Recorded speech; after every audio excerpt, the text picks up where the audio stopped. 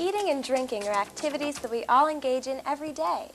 But if you're like me, you probably don't spend much time thinking about the nutritional value of everything you put in your mouth. Who has the time, right? Well, a class from Vanguard High School decided to make the time. They wanted to take a hard look at exactly what they were eating. But instead of going the traditional route of keeping written food intake diaries, the class decided to make a video instead. Let's take a look. Hello, I'm Eileen. And I'm Nancy. And we're here to tell you a little bit about what teenagers eat. But first, let's start out with what happens to teenagers most of the time in the morning. They're just plain old late. How many times has this happened to you? Just 10 more minutes, you reassure yourself. Oh well. Anyway, this is about the worst thing you can do for yourself. That's right. This person isn't going to have any energy to start the day right. He'll probably be grouchy until he does get some food. Well, just one more time, you think. That one extra hit gives you 10 less minutes for breakfast. So let's grab a donut and run, you say. But you don't realize that what you just grabbed has very little nutritional value. Most of the calories come from fat and sugar. The only good thing about this breakfast is that this person will probably be a little less hungry and a little less grouchy for the moment. Now this person knows when to get up.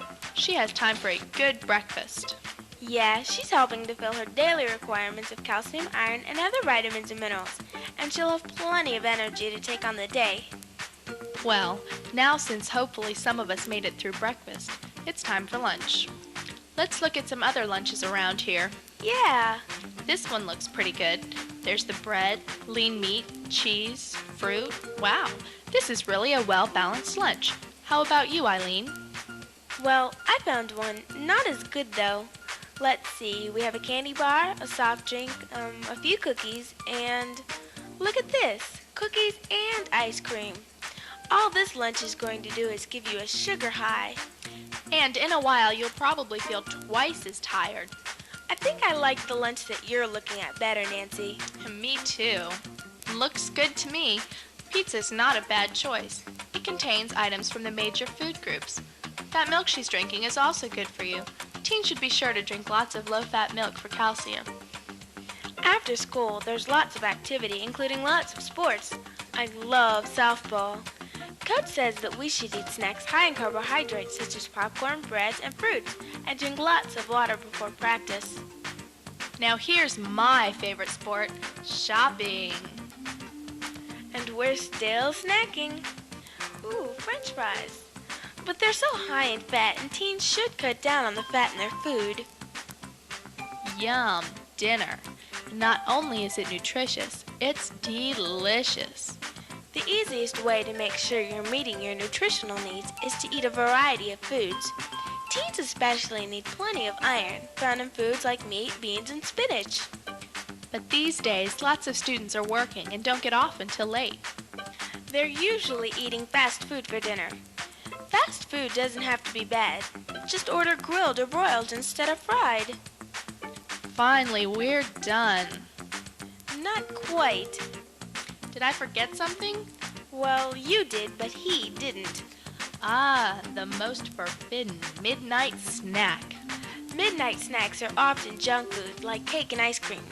If you could do it all over again, choose a snack low in fat and high in nutrition, like fresh fruits and vegetables. Even popcorn for those late-night movies. But hold the butter. Well, looks like he finally learned his lesson. How about the rest of you? Joining us from Vanguard High School are the two student reporters, Eileen and Nancy. The idea of producing a video is terrific. Where did it come from? We came up with the idea in health class when we were learning about nutrition.